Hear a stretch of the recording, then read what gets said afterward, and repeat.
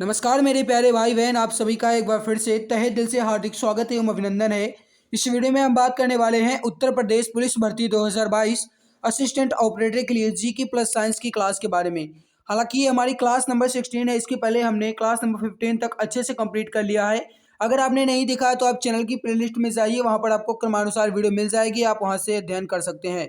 Video काफ़ी ज़्यादा खास होती है आपके लिए। आप सभी लोग कृपया क्लास के अंत तक बने रहिएगा।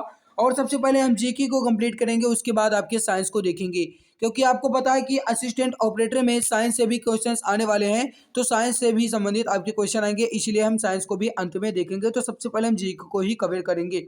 वर्दी हम आपको दिलाकर रहेंगे, निश्चिंत रहिए, 2022 में आपको सिलेक्शन मिल जाएगा। अगर आप एग्जाम गुरुजी भाई जर्मी सर के साथ जुड़े हैं तो निश्चित रूप से दावे के साथ कहता हूँ कि 2022 में आपको सिलेक्शन जरूर मिलेगा। आइए बढ़ते हैं। सोच बदल कर देखो सितारे बदल जाएंगे, नज़र बदल कर देखो नज़ारे बदल जाएंगे। कश्ती को बदलने की ज़रूरत नहीं, दिशा बदल कर देखो किनारे बदल जाएंगे। ये मोटिवेशन लाइन आपके लिए लिखी गई है कि आप अपने अंदर जज्बे को और आगे बढ़ाइए और अपने अंदर हौसले को और भी गाइस हतोत्साहित कीजिए, ताकि आपके अंदर मोटिवेशन होना चाहिए कि मुझे 2022 में सिलेक्शन लेना है, मुझे 2022 में अपने माँ बाप का सपना पूरा करना है, वर्दी पहनना है। तो मैं दावे के साथ कहता हूँ कि अगर आप इस तरीके से अपने अंदर जज्बा बनाए रखेंगे, हौसला बनाए रखेंगे, तो एग्जाम गुरुजी बाय इरमी सर आपको निश्चित रूप से वर्दी जरूर दिलवाएंगी। आइए इसी आशा के साथ बढ़ते हैं क्वेश्चन की तरफ। फर्स्ट क्वेश्चन आपके सामने है, इसका आंसर देंगे सभी प्यारे भाई बहन। क्या हो जाएगा? वृहद रूप से ब्रह्मांड का अध्ययन कहलाता है। वृहद रूप से ब्रह्मांड का अध्ययन क्या कहलाता है? आंसर देंगे सभी प्यारे भाई बहन। क्या हो जाएगा? देखो, राइट आंसर जो होगा यहाँ पर बृहद रूप से ब्रह्मांड का अध्ययन जो है ये ब्रह्मांड विज्ञान कहलाएगा। डी आंसर आपका बिल्कुल राइट आंसर हो जाएगा। अगला क्वेश्चन है कि घूर्णन एवं परिभ्रमण में लगभग समान समय लेने वाला आकाशीय पिंड है। घूर्णन एवं परिभ्रमण में लगभग समान समय लेने वाला आकाशीय पिंड इसमें कौन सा हो जाएगा? बताइए इसका आंसर क्या होगा। क्वेश्चन काफी ज्यादा इंपॉर्टेंट है, फटाफट आंसर देंगे। राइट आंसर जो हो जाएगा हमारे प्यारे भाई बहन, इसका सही आंसर हो जाएगा आपका ऑप्शन नंबर डी, चंद्रमा। देखिए यहाँ पर जो चंद्रमा है ये घूर्णन में और परिभ्रमण में, इन दोनों में समान समय लेता है, यानी कि लगभग बराबर समय ही लगता है इसे घूर्णन करने में भी और परिभ्रमण करने में भी। तो करेक्ट आंसर क्या हो जाएगा आपका? ऑप्शन नंबर डी बिल्कुल सही आंसर हो जाएगा। और पृथ्वी का एकमात्र प्राकृतिक उपग्रह भी चंद्रमा ही है, आपको ये भी पता होगा। तो डी आंसर आपका बिल्कुल राइट आंसर हो जाएगा। अगला है कि निम्नलिखित में से कौन सा तारा पृथ्वी के सबसे अधिक समीप है? निम्नलिखित में से कौन सा ऐसा तारा है जो पृथ्वी के सबसे अधिक समीप है? बताइए इसका आंसर क्या होगा। देखो, पृथ्वी के सबसे अधिक समीप तारे की बात की गई है, गलती मत करना। सूर्य जो है ये एक प्रकार का तारा ही है। करेक्ट आंसर क्या हो जाएगा आपका? Option number C. जो गाइज यहाँ पर सूर्य है ना, ये पृथ्वी के नजदीकी में तारा माना जाता है। आपका सी आंसर बिल्कुल राइट आंसर हो जाएगा। जो भी हमारे प्यारे भाई बहन ऑप्शन सी दे रहे हैं, बहुत अच्छा आंसर है। अगला है कि ब्रह्मांड में विस्फोटी तारा क्या कहलाता है? ब्रह्मांड में विस्फोटी तारा क्या कहलाता है? क्वेश्चन नंबर 4, फटाफट आंसर देंगे, क्या हो जाएगा? तो ब्रह्मांड में विस्फोटी तारा जो है ये अभिनव तारा कहलाता है। जो भी हमारे प्यारे भाई बहन यहाँ पर दे रहे हैं ऑप्शन नंबर डी बिल्कुल सही है। अभिनव तारा जो है यह ब्रह्मांड में विस्फोटी तारा कहलाता है। ऑप्शन नंबर डी आपका बिल्कुल राइट आंसर हो जाएगा। अगला है कि हमारे अंतरिक्ष में कितने तारामंडल हैं? हमारे अंतरिक्ष में कितने तारामंडल हैं? बताइए क्या हो जाएगा इसका सही आंसर। और ये भी आप बताइएगा कि सबसे बड़ा तारामंडल कौन सा है। तो देखिए गाइस, इसका सही आंसर जो हो जाएगा हमारे अंतरिक्ष में कुल मिलाकर के 89 यानी कि 89 तारामंडल हैं। और सबसे बड़ा तारामंडल जो है वो आप याद रखिएगा, सेंटारस। सेंटारस जो है ये सबसे बड़ा तारामंडल है। और इसमें गाइज कितने हैं? हाँ, इसमें 94 यानी कि 94 तारे हैं सेंटारस तारामंडल में।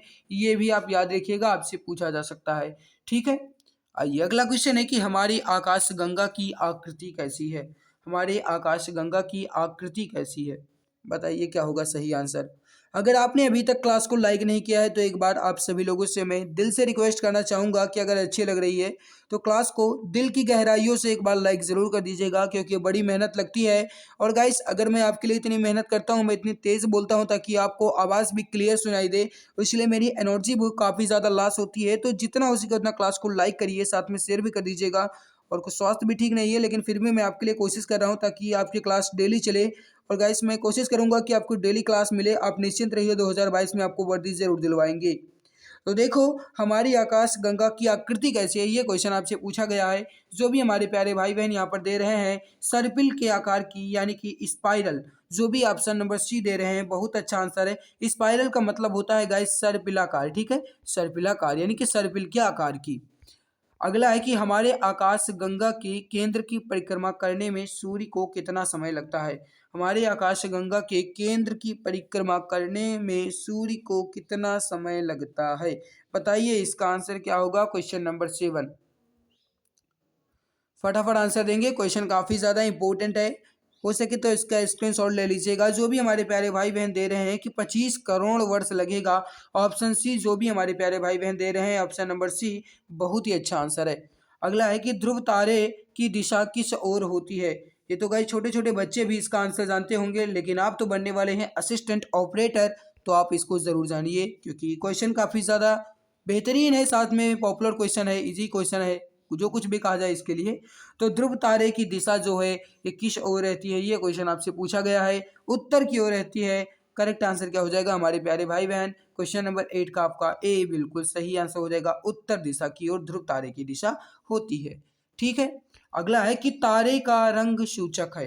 तारे का रंग सूचक है सूर्य से दूरी का, या फिर उसकी ज्योति का, या फिर उसकी पृथ्वी से दूरी का, या फिर उसके ताप का।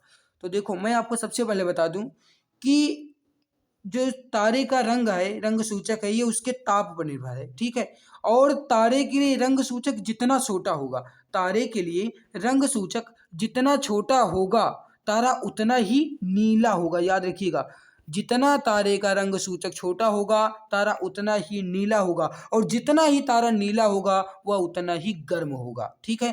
और अगर आपसे पूछा जाए क्वेश्चन में कि किसी तारे का रंग सूचक अगर बड़ा है, तो उसका जो कलर है या फिर उसका जो रंग सूचक है यह कैसा रहेगा, तो उसका रंग सूचक जो है, अगर तारा बड़ा है, उसका रंग सूचक बड़ा है, तो उसका जो गाइस रंग होगा वो लाल रंग का होगा, और वह उतना ही ठंडा होगा। याद रखिएगा, नीला है तो जितना नीला होगा उतना ही गर्म होगा, और अगर वो लाल है तो जितना ही वो लाल होगा वह उतना ही ठंडा होगा। याद रखिएगा, उसके रंग सूचक यानी उसके ताप पर निर्भर करता है। डी आंसर आपका बिल्कुल राइट आंसर हो जाएगा।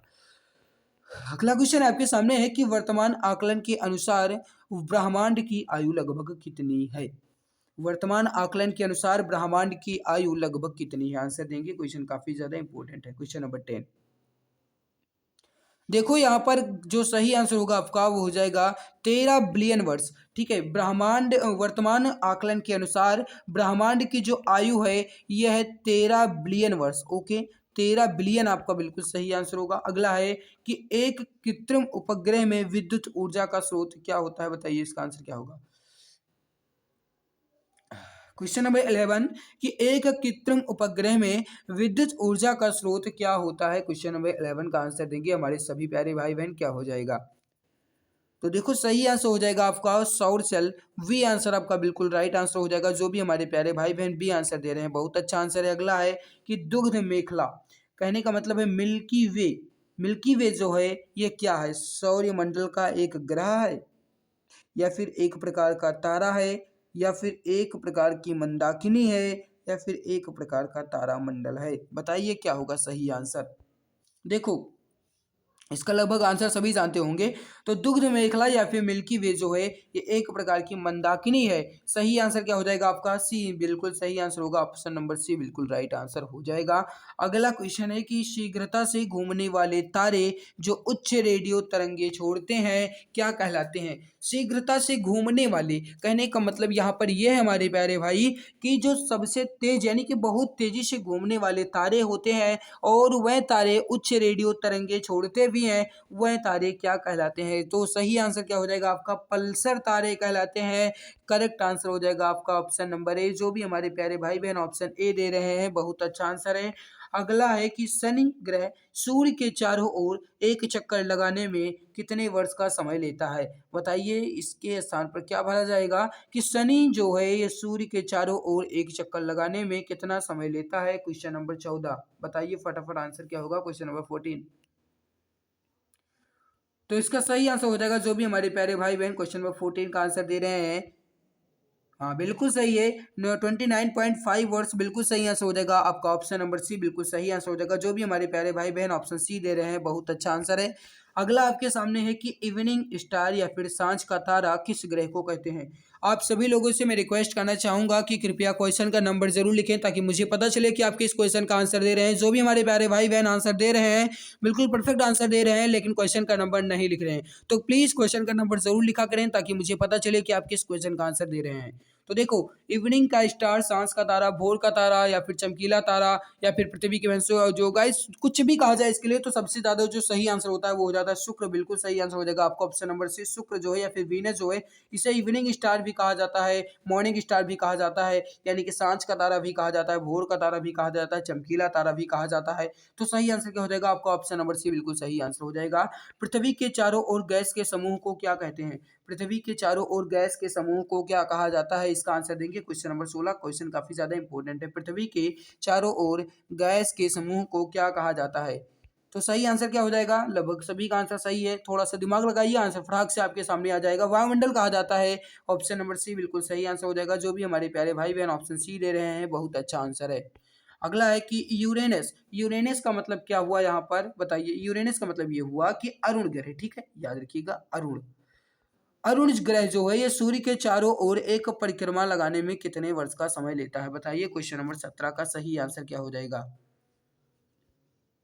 क्वेश्चन नंबर 17 सही आंसर जो हो जाएगा क्वेश्चन नंबर 17 का आपका हो जाएगा यहाँ पर 84 वर्ष का समय लगता है। राइट आंसर हो जाएगा आपका ऑप्शन नंबर ए। जो भी हमारे प्यारे भाई बहन क्वेश्चन नंबर 17 का ए आंसर दे रहे हैं, बहुत अच्छा आंसर है।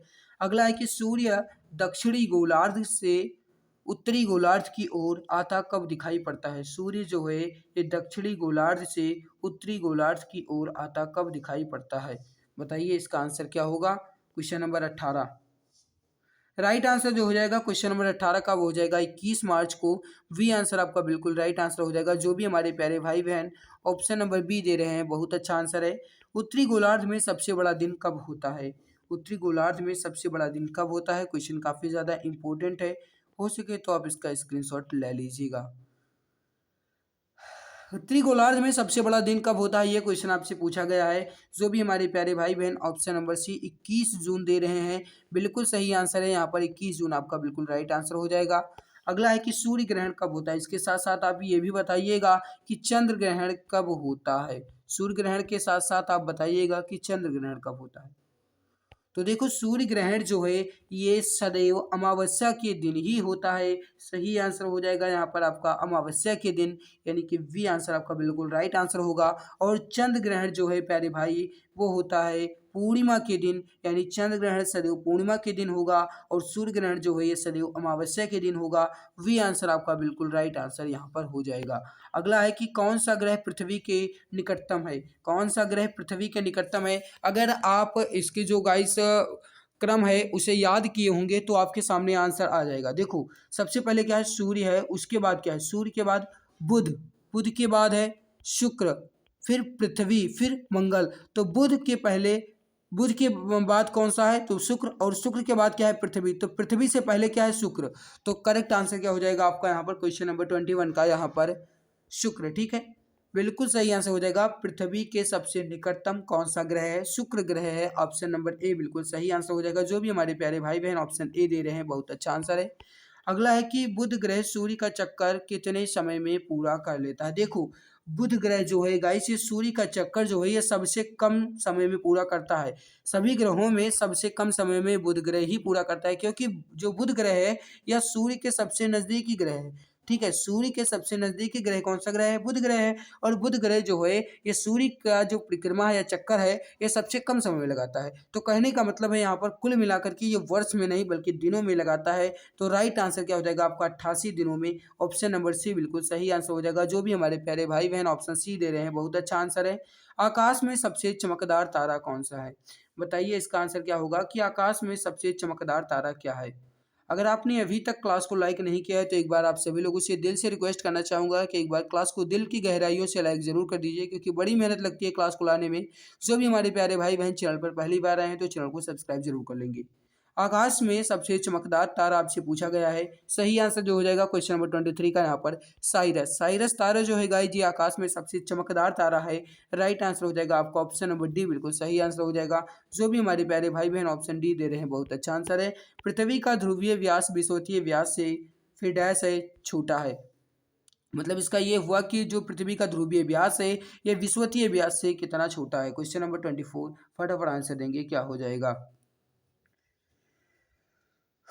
तो देखो पृथ्वी का ध्रुवीय व्यास जो है ये विषुवतीय व्यास से 42 किलोमीटर छोटा है। तो करेक्ट आंसर क्या हो जाएगा आपको ऑप्शन नंबर ए बिल्कुल सही आंसर हो जाएगा। तो हमारा यहाँ पर ये जीके का पोर्शन कंप्लीट हुआ और गाइस ये रहा आपके सामने इसका आंसर। ये आपने देख लिया, ये रहा इसके सामने आपके सामने आंसर, आप देख लीजिएगा। और आपको बता दें कि हिंदी जो है ये रोज शाम 6 बजे आपको मिलती है। जीके प्लस साइंस रोज शाम 7:30 बजे आपको मिलती है। रीजनिंग की क्लास जो है ये गाइस आपको डेली 10:30 बजे मिलती है। और मैथ की क्लास जो है ये डेली आपको 12:30 बजे मिलती है। तो सभी क्लास में सभी प्यारे भाई बहन जरूर आया करें क्योंकि इस बार आपको वर्दी हम दिलाकर रहेंगे। अगर आप exam Guruji by Arvind sir के साथ जुड़े हैं तो निश्चित रूप से दावे के साथ कहता हूं कि मैं आपको बिल्कुल गाइस वर्दी दिलवाऊंगा। आपको भी पता होगा कि जो कोचिंग संस्था गाइस आपसे फीस लेती है, जो आपके लिए पेड कोर्स लॉन्च करती है, वो आपको इतना बेहतरीन क्लास नहीं देगा। और क्लास खत्म होने के तुरंत बाद में आपको पीडीएफ भी दे देता हूँ। मैंने आपके लिए व्हाट्सएप ग्रुप भी बनाया है ताकि आप व्हाट्सएप ग्रुप में ऐड हो जाए। आपके मन में कोई भी समस्या हो तो आप उसे हल करने के लिए हमसे क्वेश्चन पूछे तो मैं आपके हर सवाल का जवाब देने के लिए सदैव तत्पर रहता हूँ। हर समय हमारी यही कोशिश रहती है कि जो भी हमारे प्यारे भाई बहन अभी तक मतलब कि सफल नहीं हुए हैं, मेहनत करते हुए हैं फिर भी सफल नहीं हो रहे हैं, तो मैं उनको सफल जरूर बना दूंगा। लेकिन मेहनत आपको करनी पड़ेगी, बिना मेहनत के कुछ भी संभव नहीं है। तो जो भी हमारे प्यारे भाई बहन मेहनत नहीं कर रहे हैं उनसे मैं रिक्वेस्ट करना चाहूँगा कि कृपया मेहनत करें क्योंकि अपने माँ बाप का सपना पूरा करने के लिए आपको दिन रात एक करना पड़ेगा। तो जितना हो सके उतना मेहनत करिए ताकि आपका सिलेक्शन हो सके। इसकी पीडीएफ आपको हमारी टेलीग्राम पर मिलती है जिसमें आपको गाइस बिल्कुल फ्री में दिया जाता है, आपसे कोई भी शुल्क नहीं लिया जाता है। अभी हम साइंस के क्वेश्चन भी करेंगे, आप निश्चिंत रहिए।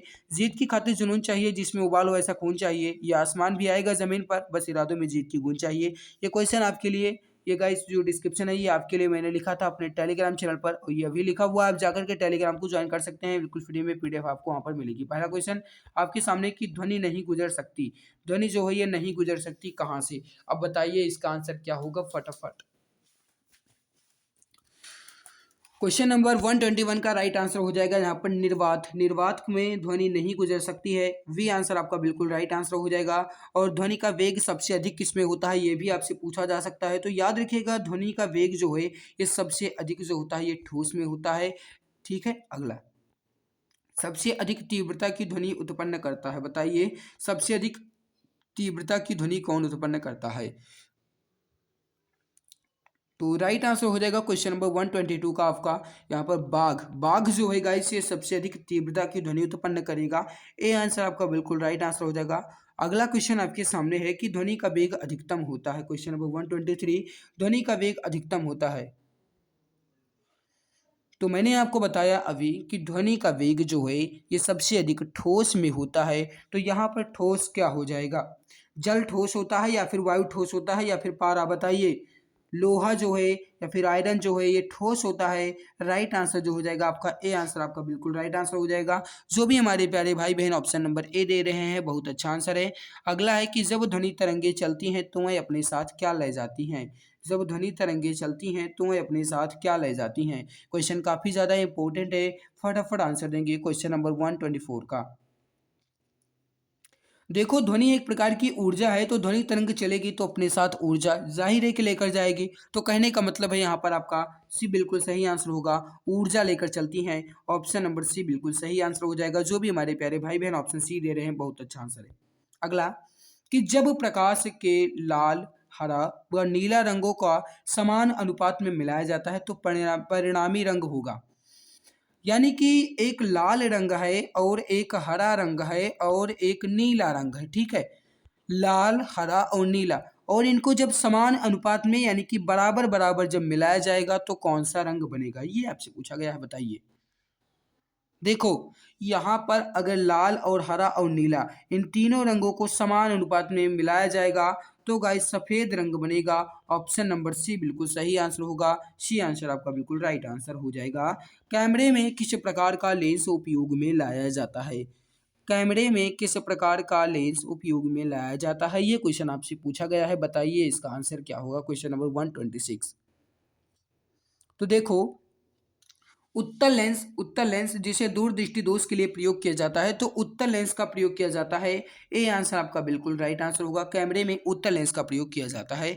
अगला है कि मनुष्य के आंख में प्रकाश तरंगें किस स्थान पर स्नायु उद्योगों में परावर्तित होती हैं? मनुष्य के आंख में प्रकाश तरंगें किस स्थान पर स्नायु उद्योगों में परिवर्तित होती हैं? तो देखो यहाँ पर राइट आंसर क्या हो जाएगा? यहाँ पर जो भी हमारे प्यारे भाई बहन क्वेश्चन नंबर 128 का राइट आंसर दे रहे हैं, यहाँ पर रेटिना। रेटिना में बिल्कुल सही आंसर होगा आपका, बिल्कुल सही ऑप्शन नंबर बी आपका बिल्कुल राइट आंसर हो जाएगा। अगला क्वेश्चन आपके सामने यहाँ पर ये रहा कि मनुष्य के आंख में प्रकाश, वही क्वेश्चन है, थोड़ा सा रिपीटेड है। मायोपिया से क्या तात्पर्य है? बताइए मायोपिया से क्या तात्पर्य है? मायोपिया से क्या तात्पर्य है? Question number 129। देखो यहाँ पर मायोपिया जो होता है ये निकट दृष्टि दोष को कहा जाता है। राइट आंसर जो हो जाएगा आपका वो हो जाएगा यहाँ पर ऑप्शन नंबर ए, बिल्कुल सही आंसर हो जाएगा निकट दृष्टि दोष। अगला क्वेश्चन आपके सामने कि दूरबीन का आविष्कार किया था, दूरबीन का आविष्कार किया था। तो देखो दूरबीन के आविष्कारक जो है गैलीलियो को माना जाता है, हालांकि अभी पूर्ण रूप से इसके लिए गाइस ज्ञात नहीं है, लेकिन दूरबीन को सबसे पहले गाइस जो बनाया था वो गैलीलियो ने बनाया था। तो करेक्ट आंसर यहाँ पर आपका ऑप्शन नंबर सी बिल्कुल सही आंसर होगा, गैलीलियो। ओके, अगला क्वेश्चन आपके सामने यहाँ पर ये रहा कि पानी से भरे तालाब की गहराई किस कारण कम दिखाई देती है? इसका आंसर देंगे कि पानी से भरे तालाब की गहराई जो है ये किस कारण से कम दिखाई देती है। प्यारे मित्रों, आप सभी लोगों से मैं एक बार फिर से रिक्वेस्ट करना चाहूँगा, अगर मैं आपके लिए इतनी मेहनत करता हूँ तो आपका भी फर्ज बनता है कि कृपया क्लास को लाइक तो कर ही दीजिए, कम से कम क्लास को लाइक कर दीजिए। लाइक करने में आपका कुछ भी नहीं जाएगा। ऐसा नहीं है प्यारे भाई कि आप लाइक करेंगे तो आपके पैसे कट जाएंगे, आपके रुपए चले जाएंगे, बिल्कुल फ्री में होता है। फिर भी आप नहीं करते हो तो बहुत ही मन टूट जाता है। और आपका एक लाइक जो है ये हमारे लिए मोटिवेशन का काम करता है। तो जितना हो सके उतना क्लास को लाइक जरूर करिए और साथ में मित्रों तक शेयर जरूर कर दिया करें। मैं आपको बिल्कुल फ्री में क्लास देता हूँ, आपसे कोई भी शुल्क नहीं लेता हूँ। मैं आपसे ये दावे के साथ कहता हूँ कि मैंने आज तक आपसे कभी भी पैसा नहीं लिया है और ना लूंगा। मैं ये सोच रहा हूँ कि जो भी हमारे प्यारे भाई बहन हमारे साथ जुड़े हैं मैं उनको वर्दी दिलवाऊँ, उनका सिलेक्शन करवाऊँ। बस हमारी यही केवल गाइस इसमें आशा रहती है कि आप सभी लोग तैयारी करते रहें। केवल और केवल हमारा यही टारगेट है कि हमारे साथ जो भी हमारे प्यारे भाई बहन छोटे बड़े जो कुछ भी हमारे साथ जुड़े हैं वह तैयारी करें अच्छे से और अपने माँ बाप का नाम रोशन करने के लिए सिलेक्शन लें। फिर भी आप सभी लोग हमारा कुछ भी सपोर्ट नहीं करते हैं। हालांकि मुझे कोई प्रॉब्लम नहीं है, मैं आपको वर्दी जरूर दिलवाऊंगा, लेकिन आप क्लास को कम से कम लाइक तो कर ही सकते हैं। चैनल पर पहली बार आए हो तो चैनल को सब्सक्राइब भी कर सकते हो। तो देखो पानी से भरे तालाब की गहराई किस कारण कम दिखाई देती है, ये क्वेश्चन आपसे पूछा गया है। राइट आंसर जो हो जाएगा क्वेश्चन नंबर 131 यानी कि 131 का सही आंसर हो जाएगा आपका अपवर्तन के कारण। जो भी हमारे प्यारे भाई बहन क्वेश्चन नंबर 131 का ऑप्शन नंबर ए दे रहे हैं, बहुत अच्छा आंसर है। अगला है कि साबुन के बुलबुले के चमकीले रंग निम्नलिखित में से किसके कारण होते हैं? साबुन के बुलबुले के चमकीले रंग निम्नलिखित में से किसके कारण होते हैं? 132। प्रकीर्णन आपका बिल्कुल सही आंसर होगा, ए आंसर आपका बिल्कुल राइट आंसर हो जाएगा। इसी प्रकार क्वेश्चन आपके असिस्टेंट ऑपरेटर में आने वाले हैं। निम्नलिखित में से किसमें उच्चतम ऊर्जा होती है? मैंने आपको बताया सबसे पहले ही गाइस सूचक जो रंग सूचक वाला क्वेश्चन था ना, मैंने आपसे कहा था कि जो अगर कोई भी तारा जितना अधिक नीला होगा उसकी वह उतना ही अधिक गर्म होगा। तो जब वह उतना ही अधिक गर्म होता है तो मतलब उसमें ऊर्जा अधिक होती है। तो करेक्ट आंसर क्या हो जाएगा? नीला प्रकाश। राइट आंसर क्या हो जाएगा आपका? ए आंसर आपका बिल्कुल राइट आंसर हो जाएगा। जो भी हमारे प्यारे भाई बहन ऑप्शन ए दे रहे हैं बहुत अच्छा आंसर है। अगला आपके सामने कि निम्नलिखित प्रक्रमों में से किस एक के साथ पद CMYK का मतलब ये हुआ कार्बन माई एलोकाइट, कार्बन माई एलोकाइट संबंधित है। अब बताइए इसका आंसर क्या होगा? 134। देखो इसका सही आंसर जो हो जाएगा ऑफसेट प्रिंटिंग, ऑफसेट प्रिंटिंग बिल्कुल सही आंसर होगा। ए आंसर आपका बिल्कुल राइट आंसर हो जाएगा। अगला है कि जल में वायु का बुलबुला किस भांति व्यवहार करेगा? जल में वायु का बुलबुला किस भांति व्यवहार करेगा? 135। फटाफट आंसर देंगे हमारे सभी प्यारे भाई बहन, क्या हो जाएगा राइट आंसर? देखो यहाँ पर राइट आंसर जो हो जाएगा क्वेश्चन नंबर 135 का, यहाँ पर जल में वायु का बुलबुला अवतल लेंस की बात कार्य करता है। ऑप्शन नंबर सी आपका बिल्कुल राइट आंसर हो जाएगा। अवतल लेंस जैसे निकट दृष्टि दोष में प्रयोग किया जाता है। अगला कि प्रकाश की गति किसके बीच से जाते हुए न्यूनतम हो जाती है, मतलब कम हो जाती है। प्रकाश की गति किसके बीच से जाते हुए कम हो जाती है। वायु में बराबर रहती है, जल में भी, लेकिन कांच में कम हो जाएगी। 136 का ऑप्शन नंबर सी बिल्कुल सही आंसर हो जाएगा। जो भी हमारे प्यारे भाई बहन ऑप्शन सी दे रहे हैं, बहुत अच्छा आंसर है। अगला है कि किसी तारे के रंग से तारे का क्या पता चलता है। बताइए, किसी तारे के रंग से तारे का क्या पता चलता है। क्वेश्चन आपके सामने था इसके पहले जीके वाले में कि जो तारे का रंग सूचक है उसका ताप बताता है। तो करेक्ट आंसर क्या हो जाएगा 137 का, तारे का ताप पता चलता है। वी आंसर आपका बिल्कुल राइट आंसर हो जाएगा। ये बार बार मैं क्वेश्चन इसलिए लेकर आ रहा हूँ ताकि ये आप अपने दिमाग में अच्छे से बैठा लीजिए, क्योंकि क्वेश्चन काफी ज्यादा इंपॉर्टेंट है ये। अगला क्वेश्चन आपके सामने यहाँ पर है कि निम्नलिखित तिथियों में से किस में दोपहर को आपकी छाया सबसे छोटी होती है। दोपहर के समय आपकी छाया मतलब आपकी जो परछाई है वो सबसे छोटी कब होती है, किस दिन। बताइए, क्वेश्चन नंबर 138 का राइट आंसर क्या हो जाएगा। देखो 21 जून को सबसे छोटी होगी। करेक्ट आंसर क्या हो जाएगा आपका, ऑप्शन नंबर डी बिल्कुल सही आंसर हो जाएगा। अगला क्वेश्चन आपके सामने कि पीले रंग का पूरक रंग है। पीले रंग का पूरक रंग कौन सा होगा। क्वेश्चन नंबर 139, राइट आंसर जो हो जाएगा यहाँ पर आपका हो जाएगा नीला रंग। बिल्कुल सही आंसर हो जाएगा। ऑप्शन नंबर सी बिल्कुल परफेक्ट आंसर हो जाएगा। पानी के ऊपर तेल परत का चमकना किसका उदाहरण है। पानी के ऊपर तेल परत का चमकना किसका उदाहरण है।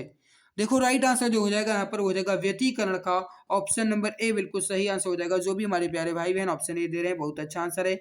अगला क्वेश्चन है कि तरण ताल वास्तविक गहराई से कम गहरा दिखाई देता है, इसका क्या कारण है। क्वेश्चन नंबर 141, मैंने आपसे बताया इसके पहले भी क्वेश्चन था, लेकिन इसमें थोड़ा सा बदलाव किया गया है कि तालाब में पानी अधिक होने के कारण उसकी गहराई कम क्यों दिखाई देती है। तो आपने उसका आंसर बताया अपवर्तन के कारण। तो यहाँ पर भी आपका वही आंसर होगा कि अपवर्तन। ऑप्शन नंबर सी आपका बिल्कुल सही आंसर हो जाएगा। जो भी हमारे प्यारे भाई बहन ऑप्शन सी दे रहे हैं, बहुत अच्छा आंसर है। तो हमारा यहाँ पर जीके और साइंस ये दोनों सब्जेक्ट्स की क्लास यहीं पर समाप्त होती है। लेकिन उससे पहले मैं आप सभी लोगों से रिक्वेस्ट करना चाहूँगा, अगर आपने अभी तक क्लास को लाइक नहीं किया है तो एक बार क्लास को दिल से लाइक ज़रूर कर दीजिएगा।